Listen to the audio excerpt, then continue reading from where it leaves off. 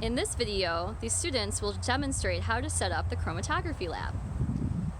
First, they have already cut their filter paper into a rectangle about 12 inches long and narrow enough to fit into their jar without touching the sides. Next, they will use a pencil to draw a line on the bottom towards the bottom of their filter paper. It's important to use a pencil so as not to mess up your results. If you feel like doing this experiment more than once, then feel free to use a pen and see what happens. Next, they will label the top of their filter paper Trial 1 and Trial 2.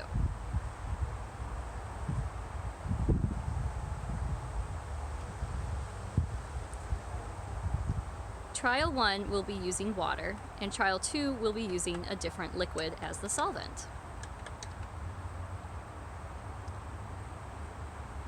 The next step will be to spot their different color of liquid ink onto the paper. These students will be using ink pads. They will put one dot per color along the line at the bottom.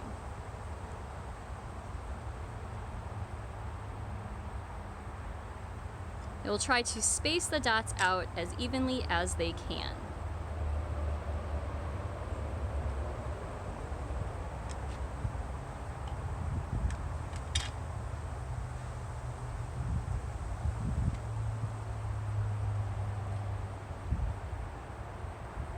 You may choose to use something other than an ink pad, such as food coloring, markers, different colored pens.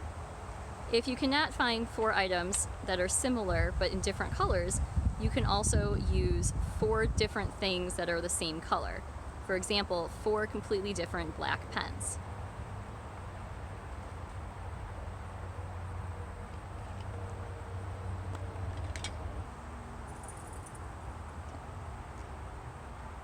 Once all 4 colors are on the paper, chromatography paper, they'll prepare their solvents. Okay, for Trial 1, they'll just pour water into the container.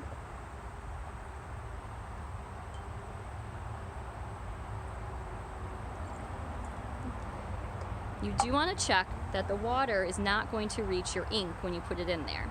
So holding your paper up ahead of time to the jar would be helpful. Trial 2, in this case, will use salt water. You can use other liquids at your house as well, such as isopropyl alcohol or ethanol. However, as we are living in a pandemic, your parents may want you to reserve those for other purposes.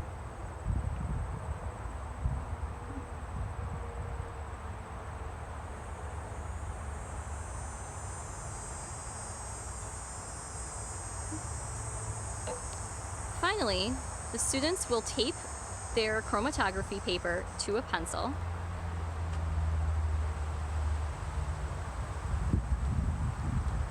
And then insert the chromatography paper into the jar.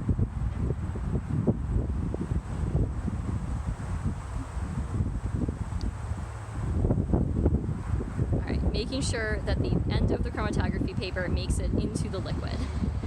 If you need to add more liquid, you can add more liquid.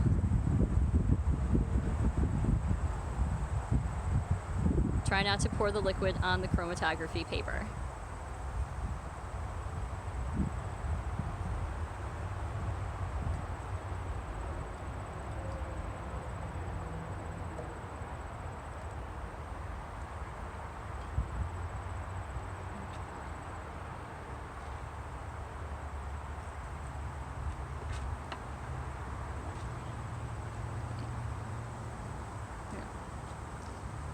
Now the students will wait as the solvent absorbs up through the paper